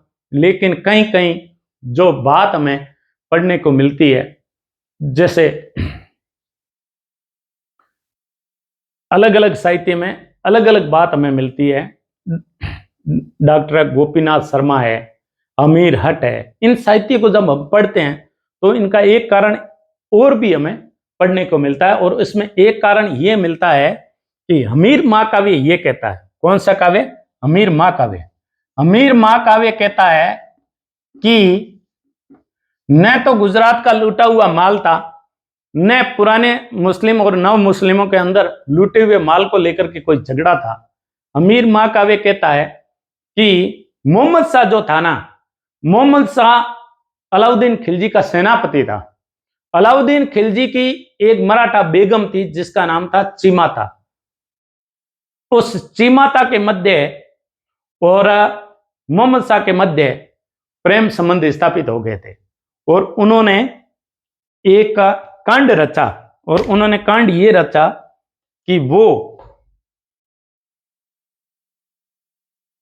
इन्हें हराना चाहते थे। वो ये चाहते थे कि अलाउद्दीन खिलजी को रास्ते से हटा दिया जाए और हमारे प्रेम को अमर कर दिया जाए और मोहम्मद शाह अलाउद्दीन खिलजी को मार करके राजा बना है। वो मराठा बेगम थी जिन्हें चिमना बेगम या चिमाता बानो कहा जाता है। क्या नाम था? चिमना बेगम। अमीर महाकाव्य कहता है चिमना बेगम चिमाता बेगम। अमीर महाकाव्य यह कहता है कि चंद्रशेखर ने जो हमीर हट लिखा, चंद्रशेखर का जो हमीर हट है वो भी ये कहता है, चंद्रशेखर का हमीर हट कहता है कि ये लूटा हुआ माल वगैरह वगैरह ऐसा कुछ नहीं था। अमीर महाकाव्य तो लूटे हुए माल की बात, अमीर महाकाव्य लूटे हुए माल की बात करता है, लेकिन चंद्रशेखर जो बूंदी का कवि था और उसने सुरजन चरित्र और हमीर हट लिखा। हमीर हट में उसने एक सुंदर बात लिखी। उसने लिखा कि चिमाता बानो जो उस समय की मराठा बेगम थी और अलाउद्दीन खिलजी की घरवाली थी। अलाउद्दीन खिलजी के सेनापति मोहम्मद शाह के साथ में चिमना के प्रेम संबंध स्थापित हो गए और चिमाता बानो दोनों मोहम्मद शाह मिलकर के अलाउद्दीन खिलजी को रास्ते से हटाना चाहते थे। ये बात अलाउद्दीन खिलजी को पता चल गई। तब मोहम्मद शाह को वो गिरफ्तार करना चाहता था और मोहम्मद शाह भाग करके कहां आ गया? वो आ गया रणथंभौर आ गया। और रणथंभौर आ गया तो हमीर वैसी हट के लिए जाना जाता है। कहा जाता है कि सिंह वचन सतपुरुष वचन सिंह गमन तिरिया तेल हमीर हट चढ़े न दूजी बार। तो इस प्रकार सिंह गमन सतपुरुष वचन, सिंह गमन, यदि सिंहनी होती है वो एक ही बार अपना बच्चा पैदा करती है, एक ही बार वो आक्रमण करती है, एक ही बार वो झपटा मारती है और पूरी ताकत के साथ में सिंह अपना झपटा मारता है। और सतपुरुष कभी भी अपने वचनों से पलटने नहीं है। जो बोल दिया वो बोल दिया, वो थूक करके चाटने वालों में नहीं होते हैं। तिरिया तेल यानी कुंवारी लड़की के एक ही बार तेल की पिटी होती है, तेल चढ़ाया जाता है। हमीर हट चढ़े न दूसरी बार, हमीर एक ही बार हट करता है।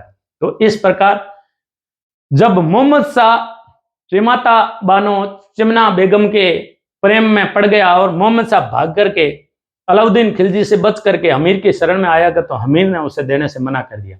अब क्या था?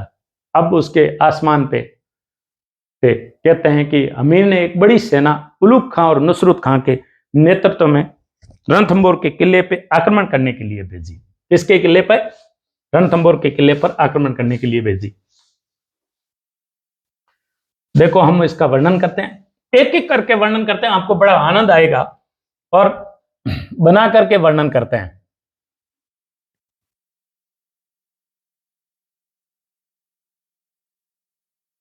यहां दिल्ली पे अलाउद्दीन खिलजी, यहां रणथंभौर पे हमीर। देखो यहां से एक नदी बहती है जिसका नाम है बनास नदी। बनास नदी, ये बनास नदी को थोड़ा सा बनाने में ऐसे बना सकते हैं। और इधर ब्याना पड़ता है। ब्याना का उस समय जागीरदार था उल्लूग खां और इधर कड़ा का जागीरदार था नुसरत खां। इनके साथ में एक बहुत बड़ी सेना भेजी और जाइन के किले पर आक्रमण किया और जाइन को जीत लिया। जब जाइन को जीत लिया तब उसने रणथंभौर के किले की तरफ आक्रमण करने के लिए भेजा और दोनों की सेना इस बनास पर आ गई। उलूग खां और नुसरत खां, नुसरत खां और उलूग खां, उलूग खां। इधर अमीर के दो सेनापति थे। वैसे अमीर के खूब सेनापति थे, मोहम्मद शाह भी था, कैबरू भी था, कैबरू भी बेचारा मारा गया, इल्सक भी था, बरक भी था, खूब सारे सेनापति थे। लेकिन अमीर के दो सेनापति मुख्य रूप से नाम आते हैं। इधर अमीर कहते हैं कि वो मुनिवर्त धारण भी किया हुआ था। अमीर के दो सेनापति थे, एक थे भीम सिंह भीम सिंह, और एक थे धर्म सिंह। इन दोनों को अमीर ने भेजा कि जाओ और उलुक और नुसरत खां की सेना को हराओ। इन दोनों के मध्य युद्ध हुआ, और कहां हुआ? बनास नदी के पास में। जब बनास नदी के पास में युद्ध हुआ तो तुर्क हार गए, तुर्कों को भयंकर रूप से हराया, और वो बनास घाटी में हराया। बनास घाटी में हराया तो भीम सिंह और धर्म सिंह लूटे हुए तुर्कों को माल को लेकर के ये रणथंबोर आ रहे थे। जब रणथंबोर आ रहे थे तब ऐसा कहा जाता है कि बनास के नदी के किनारे किनारे, इसमें दो कहानियां हैं। पहली कहानी यह है कि धर्म सिंह और भीम सिंह लूटे हुए माल को लेकर के जब रणथंबोर की तरफ चल रहे थे, तब उन्हें बाद में पता चला कि तुर्क सेना ने वापिस आक्रमण किया है। तब धर्म सिंह ने भीम सिंह को भेजा, और भीम सिंह ने कहा कि धर्म सिंह जी, आप रणथंबोर के किले पे लूटे हुए माल को और रानियों को लेकर के जाइए। ऐसा कहा जाता है कि अलाउद्दीन खिलजी की रानियों, अलाउद्दीन खिलजी के बेगमों को, रानियों को उन्होंने लूट लिया था, और वो रानियों को लेकर के, बेगमों को लेकर के रणथंबोर की तरफ बढ़ रहे थे। भयंकर आक्रमण धर्म सिंह और भीम सिंह की तरफ हुआ, तुर्क सेना के छक्के छूट गए। तब लूटे हुए माल को लेकर के रणथंबोर की तरफ आगे बढ़ रहे थे, और सूचना मिली कि तुर्क सेना ने वापस आक्रमण किया है। तो धर्म सिंह रणथंबोर के किले की तरफ बढ़े, और भीम सिंह ने तुर्क सेना से सामना करने के लिए गए, और भीम सिंह वहां काम आ गया। एक तो कहानी ये है। एक कहानी डॉक्टर गोपीनाथ शर्मा जो लिखते हैं, वो कहते हैं कि तुर्की सेना ने अलप खां के नेतृत्व में, किसके खां के नेतृत्व में? अलप खां के नेतृत्व में पुनः आक्रमण किया, और बनास नदी के किनारे किनारे चौहानों की सेना एक दूसरे के आगे पीछे चल रही थी। आगे आगे धर्म सिंह अपनी सेना की टुकड़ी के साथ चल रहे थे, और भीम सिंह जी सेना की टुकड़ी के साथ में पीछे चल रहे थे। और जब भीम सिंह को पता चला कि अलप खां ने आक्रमण किया है, तो भीम सिंह ने पलटवार किया, और कहते हैं कि उसमें भयंकर युद्ध हुआ, और तुर्की सेना ने चौहानों की सेना को हरा दिया, और भीम सिंह वीर गति को प्राप्त हुआ। धर्म सिंह जब माल लूट करके, लूटे हुए माल के रणथंबोर के किले में गया धर्म सिंह, तो उसे अमीरदेव ने पूछा कि भीम सिंह कहां है। तभी सूचना आई कि भीम सिंह है वो काम आ गए और वीर गति को प्राप्त हो गए। तब अमीरदेव क्रोधित हो गया और धर्म सिंह को कहा कि उसको अकेला कैसे भेजा, तुझे संपूर्ण सेना के साथ में अलप खां की सेना से सामना करना चाहिए। अमीरदेव के दिमाग में वहां के सरदारों ने एक गलतफहमी पैदा कर दी, गलतफहमी डाल दी। उन्होंने कहा कि इस धर्म सिंह के कारण भीम सिंह मारा गया। धर्म सिंह, भीम सिंह, पृथ्वी सिंह, भोज, ये चार भाई थे। भाई तो अधिक भी होंगे। एक भाई था पृथ्वी सिंह, पृथ्वी सिंह। एक भाई था भोज, भोज। एक भाई था धर्म सिंह, धर्म सिंह।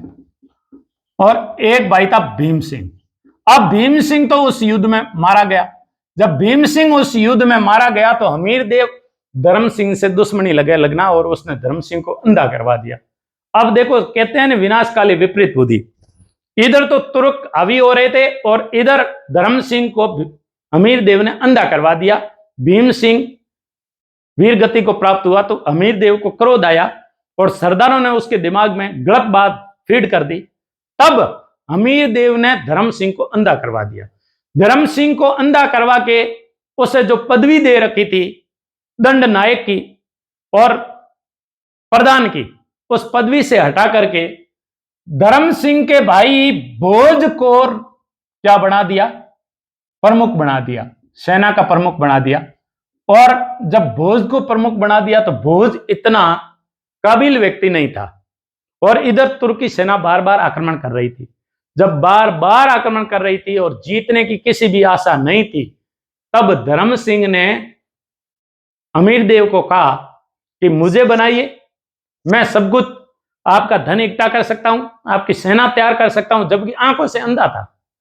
तो उसने, अमीरदेव ने बिना सोचे भोज को गद्दी से उतार दिया, और उससे प्रमुख की, प्रधान की गद्दी से उतार दिया।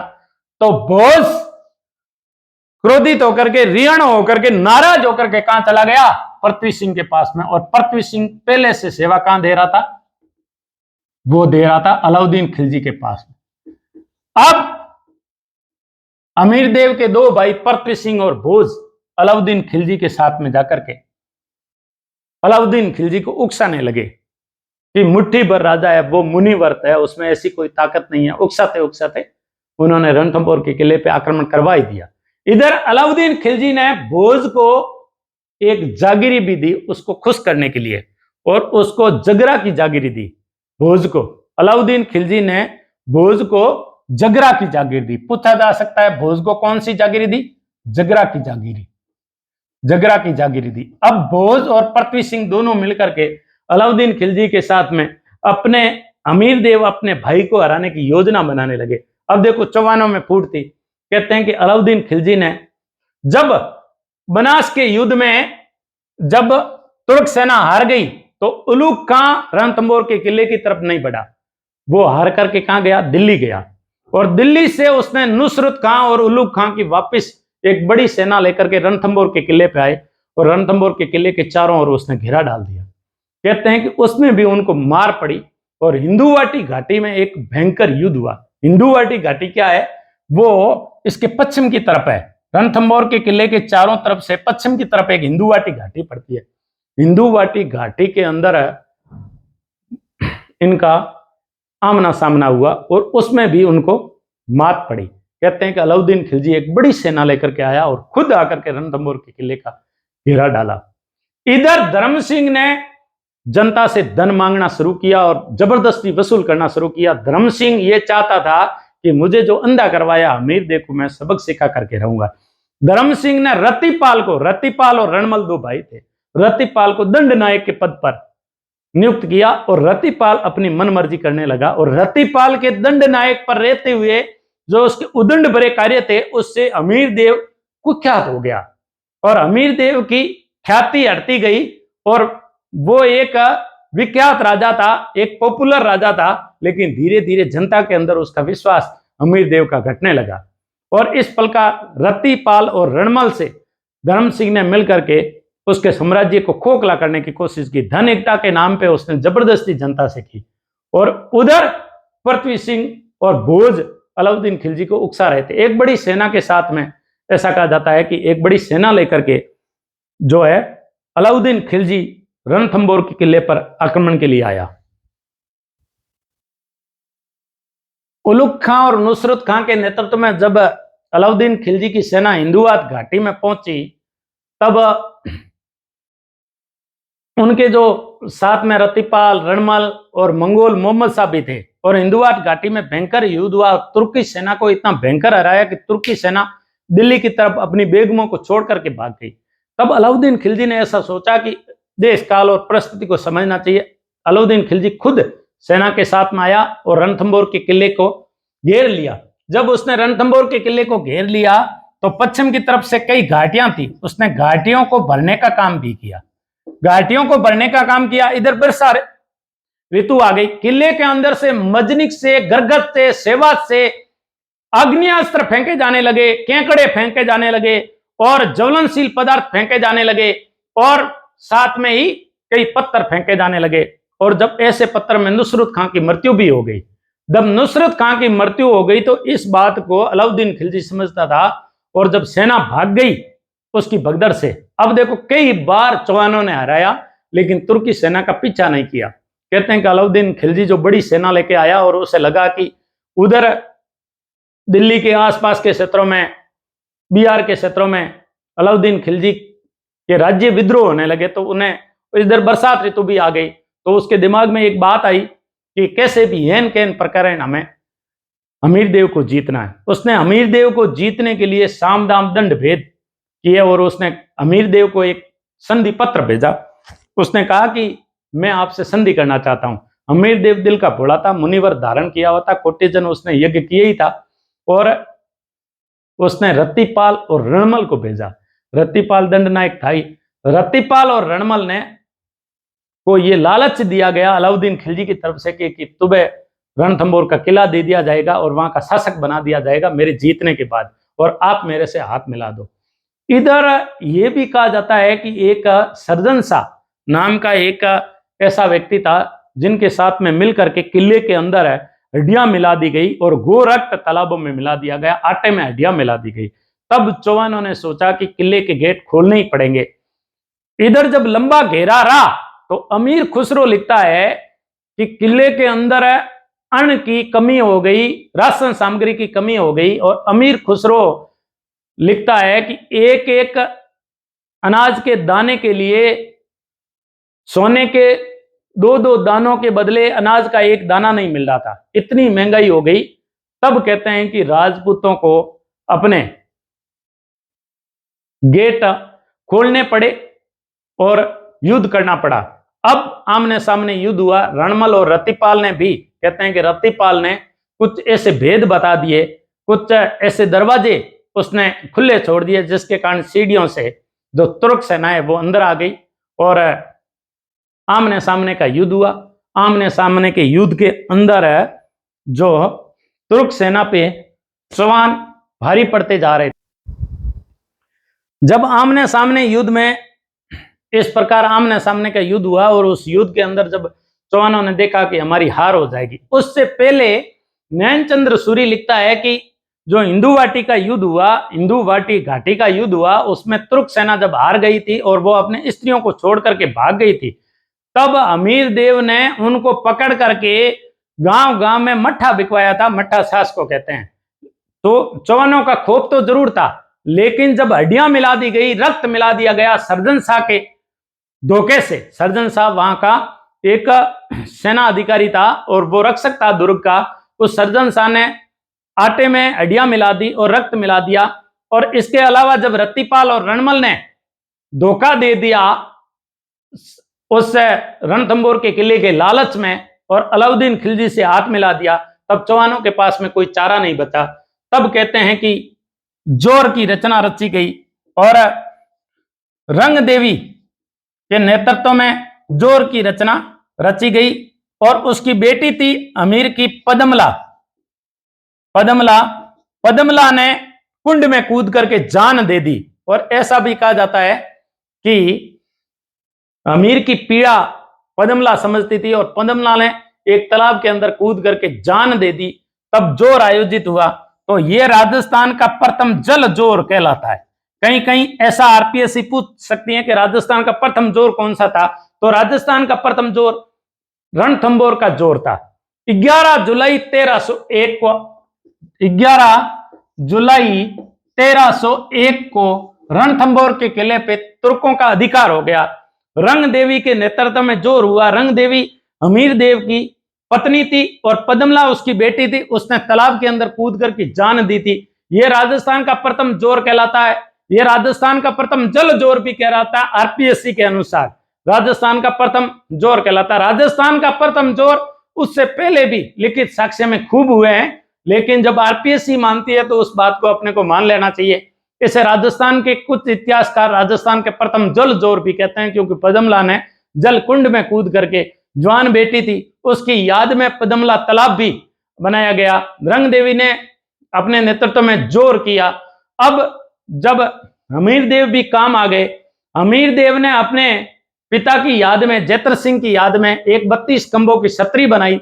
उसके नीचे बैठ करके अमीर देव न्याय करता था, इसलिए उसे न्याय की छतरी कहा जाता है। आज भी रणथंभौर के किले में जब हम जाते हैं, त्रिनेत्र के मंदिर के आगे जब हम मेलों के पास में जाते हैं, त्रिनेत्र मंदिर है वहां गणेश भगवान का, उससे आगे जाते हैं तो मेलों के पास में एक न्याय की छतरी है जो 32 खंभों की है। 32 वर्षों की याद में जयसिम्हा जैतर सिंह जो अमीर देव के पिताश्री थे, उनके शासन की याद में उन्होंने न्याय की छतरी बनाई थी।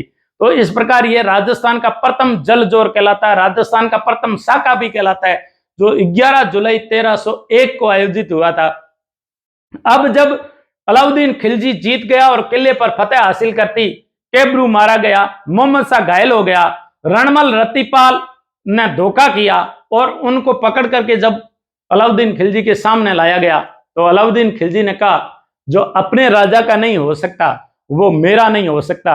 रणमल और रतिपाल को उसने मृत्युदंड दिया। और मोहम्मद शाह को जब सामने लाया गया, मोहम्मद शाह को उसने कहा कि तू मेरा वफादार सेनापति भी रहा है और तेरे अंदर जूझने की खूब सारी शक्तियां हैं, यदि मैं तेरा इलाज कराऊं, तुझे ठीक कराऊं, तो तुम क्या करेगा? तो उसने कहा कि मैं सर्वप्रथम 2 काम करूंगा।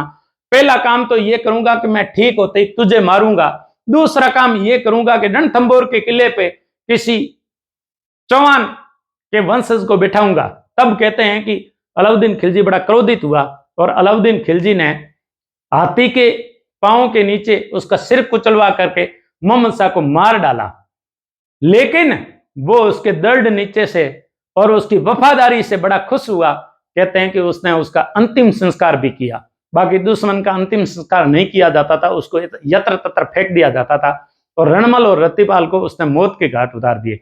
इस प्रकार वफादारी का जो नहीं निभाई तो अलाउद्दीन खिलजी ने भी उनके साथ में वैसा ही व्यवहार किया। जो अपनों का नहीं हो सकता वो दूसरों का कभी नहीं हो सकता। तो इस प्रकार अमीर खुसरो ने उसका कारण ये लिखा है कि लंबी घेराबंदी के बाद सोने के 2 दानों के बदले अनाज का 1 दाना नहीं मिल रहा था। कुछ लोग ये कहते हैं कि सर्जन शाह ने आटे में हड्डियां मिला दी और गोरक्त तालाबों में मिला दिया, इसलिए दरवाजे किले के खोले गए। इस प्रकार ऐसा कहा जाता है कि हमीर देव रणथंभौर के चौहानों का अंतिम शासक था। हमीर देव ने न्याय की छतरी बनाई, अपने पिता जैत्र सिंह की याद में पदमला तालाब बनाया। हमीर देव के दरबार में उसका गुरु राघव देव रहता था। उसका गुरु कौन था? राघव देव।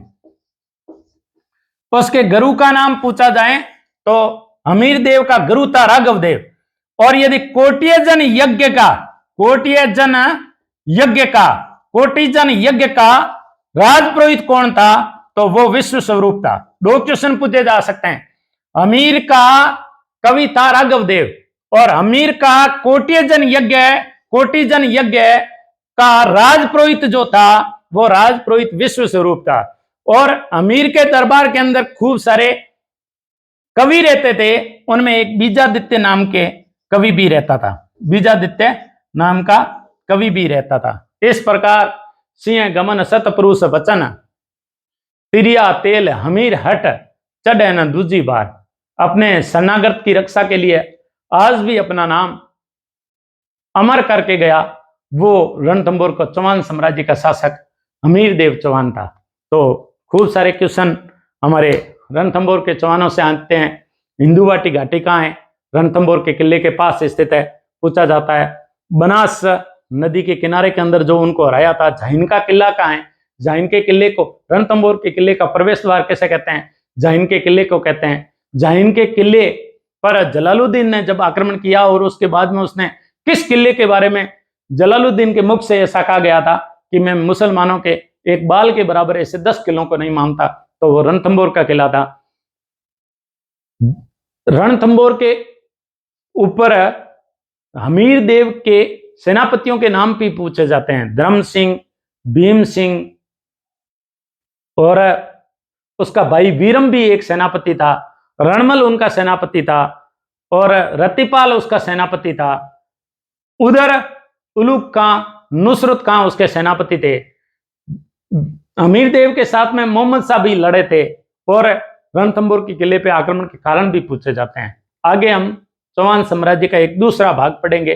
रणथंभौर को चौहान साम्राज्य हमीर देव के साथ में समाप्त हो जाता है। जय हिंद, जय भारत।